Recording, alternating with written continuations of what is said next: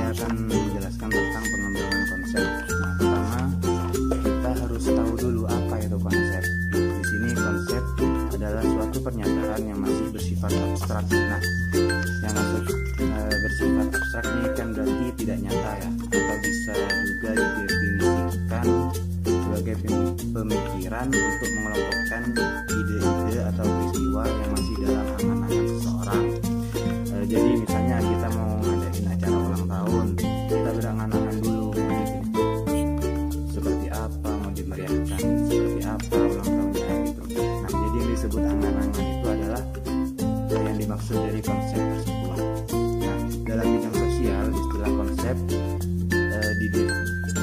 didefinisikan sebagai abstraksi dari sejumlah atau sekelompok benda-benda atau fakta-fakta yang memiliki ciri-ciri esensial yang sama, yang tidak dibatasi oleh pengertian ruang dan waktu. Nah, di sini tidak dibatasi oleh ruang dan waktu berarti konsep itu kita luas ya, tidak terbatas. Maksudnya gitu. Nah, selanjutnya konsep membantu kita mengadakan perbedaan, penggolongan atau penggabungan fakta di sekeliling kita. Dan di sini menurut Brunner, konsep adalah suatu kata yang bernuansa abstrak dan dapat digunakan untuk mengelompokkan ide, benda atau peristiwa. Setiap konsep memiliki nama, contoh positif, contoh negatif, dan ciri. Di sini contoh konsep dalam PKN, HAM, demokrasi, globalisasi, rakyat, terus pemerintah, negara, bangsa, wilayah, sikap, solidaritas, nasionalisme, konstitusi, politik, kekuasaan, moral, norma, nilai, dan masih banyak lagi. Kalau di sini menurut Brunner, setiap konsep mengandung nama, ciri, atau atribut dan aturan. Nah, di sini ada contoh pemikiran Brunner dekat sini. Pertama, nama konsepnya hak asasi manusia terhadap mahasiswa-mahasiswi. Nah, contoh positifnya di sini adalah adanya kesadaran dari dosen atau universitas terhadap hak-hak mahasiswa atau mahasiswi yang harus diberikan. Misal, mahasiswa-mahasiswi diberi kesempatan untuk mendapatkan atau mengembangkan kreativitas dan minatnya di kampus. Dan kita sebagai mahasiswa memiliki hak lah untuk berpendapat. Jadi kampus tidak boleh merampas hak mahasiswa. Terus nama konsep hak asasi manusia HAM. Contoh negatif di sini kasus oknum masyarakat yang memperdagangkan anak atau sering dibilang trafficking. Misalnya ada anak nih, Susi. Ini Susi anak orang tidak mampu. Setelah itu Susi ditawari menjadi penjaga toko dan izin kepada orang tuanya. Terus orang tuanya memberikan izinnya. Nah, setelah keluar dari bangku sekolah, ternyata tidak sesuai konsep di awal. Susi itu tidak dijagakan toko, tapi dipekerjakan tidak selayaknya lah gitu. Nah, dengan demikian hak sekolah Susi hilang karena tidak bisa sekolah dan tidak bisa bermain-main dengan teman-temannya lagi. Di sini pemahaman suatu konsep tidak terlepas dari pengalaman dan latar belakang budaya yang dimiliki seseorang. Oleh karenanya, untuk mengembangkan pemahaman siswa dan siswi terhadap berbagai konsep, guru perlu mempertimbangkan latar belakang pengalaman yang beragam di antara mereka.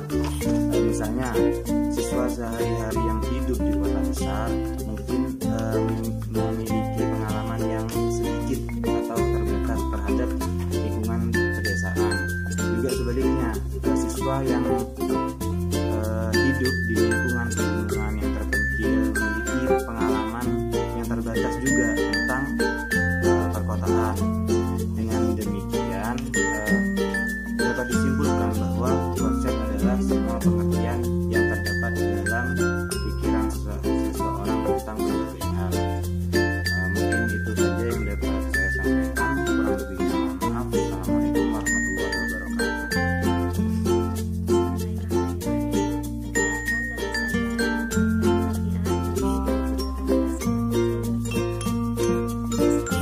Saya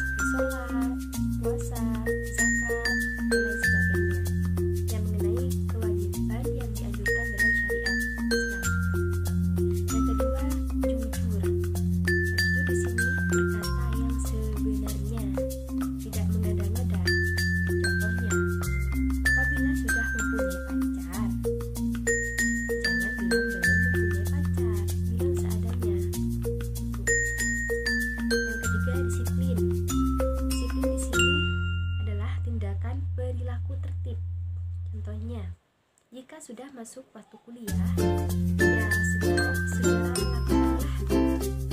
langkah yang sekiranya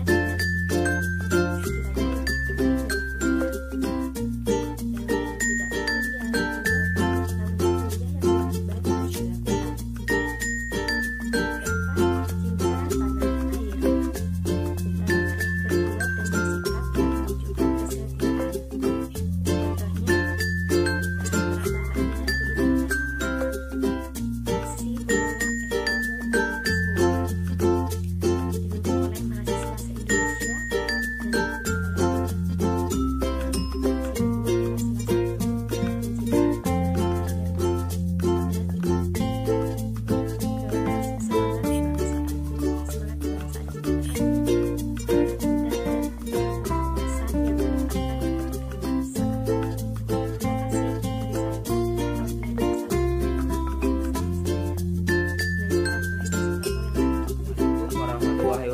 Perkenalkan, nama saya Saifullah, NIM T2018-4100. Kali ini saya akan menjelaskan tentang pengembangan moral dalam pembelajaran PKN.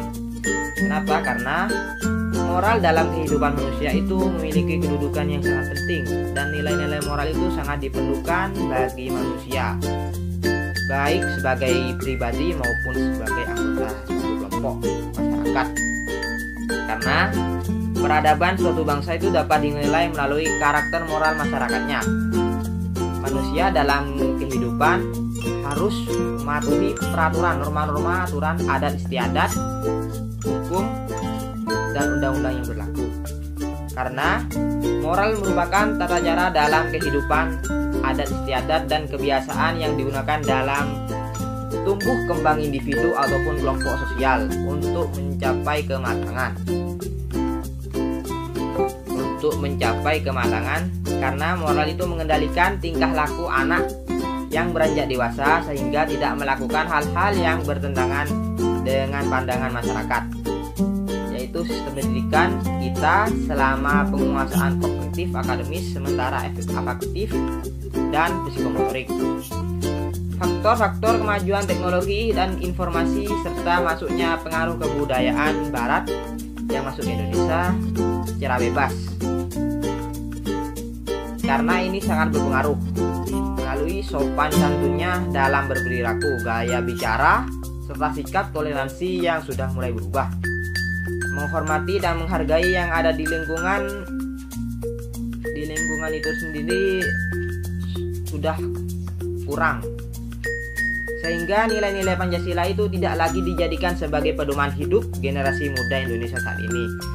Krisis moralitas juga saat ini melalui nilai-nilai Pancasila yang sekarang mulai luntur dan tidak lagi diimplementasikan, karena generasi kita sendiri itu tidak memiliki pedoman dasar pola asuh yang baik dan pola berpikir yang mereka yang tidak memikirkannya, karena akibat buruknya akan terjadi setelah kestabilan emosi yang masih sangat rentan.